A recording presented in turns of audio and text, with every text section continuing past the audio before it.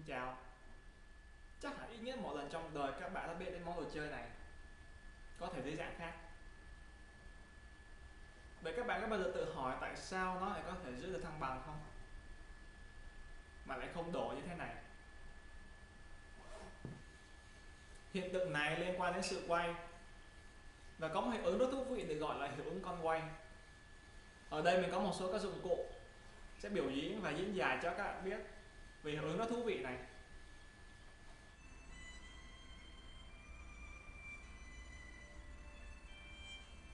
Điều đầu tiên mình muốn đề cập tới đó là vector.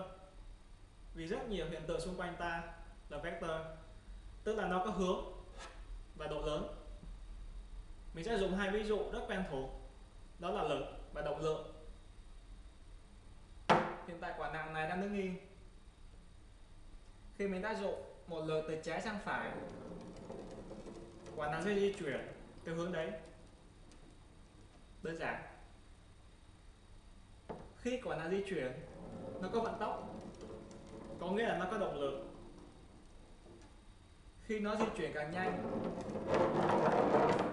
động lượng càng lớn. Trong chuyển động quay, có một đại lượng thể hiện sự tác động của lực làm quay vật, đó là moment lực. Moment lực được định nghĩa bằng tích có hướng của khoảng cách giữa tâm quay tới lực tác dụng nhân cho lực tác dụng, ở đây là trọng lực của bánh xe. Như vậy moment lực sẽ có hướng 6 giờ thẳng vào các bạn. Các bạn có thể dễ dàng hình dung trong trường hợp này, nếu mình thả tay ra, bánh xe sẽ đổ xuống. Khi một vật quay, vật có động lượng quay, và động lượng thì cần có hướng. Trong trường hợp này, động lượng có hướng 9 giờ. Dự đoán điều gì xảy ra nếu mình thả tay?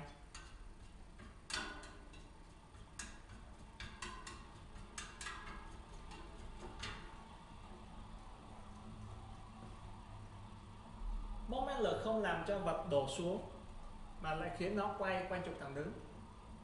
Tay trái mình là moment lực, tay phải mình là động lượng. Moment lực khiến cho động lượng thay đổi hướng liên tục.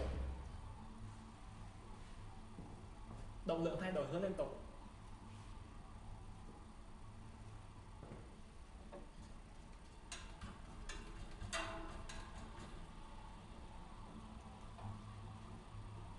Rất kỳ diệu.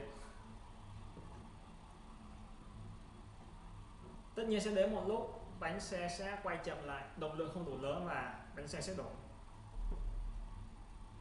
Trong trường hợp khác, mình ngồi trên một chiếc ghế xoay nhưng cầm theo một bánh xe đang quay.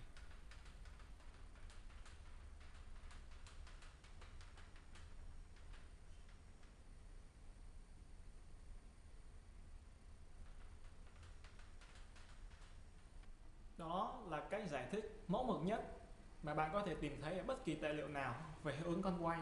Nhưng nó có một kẽ hở. Quay trở lại với động lượng quay và moment lực. Nếu như ở trường hợp tịnh tiến, khi ta tác động vào vật từ trái sang phải thì lực có hướng từ trái sang phải. Và khi vật chuyển động từ trái sang phải thì động lượng cũng có hướng từ trái sang phải, là điều hoàn toàn hợp lý và dễ hiểu.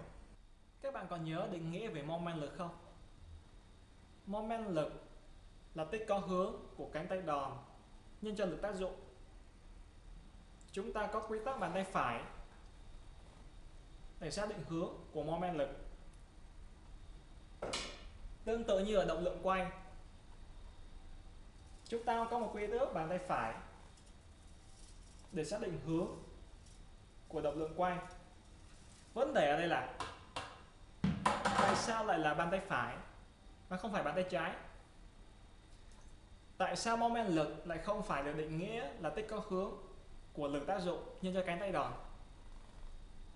Tất cả đều chỉ là những quy ước chủ quan của chúng ta, khiến cho cách giải thích về hiệu ứng con quay thiếu thuyết phục. Ở video tiếp theo mình sẽ đề cập tới vấn đề này, cũng như một ứng dụng mà rất nhiều bạn đang nghe tên, đó là con quay hồi chuyển. Yeah.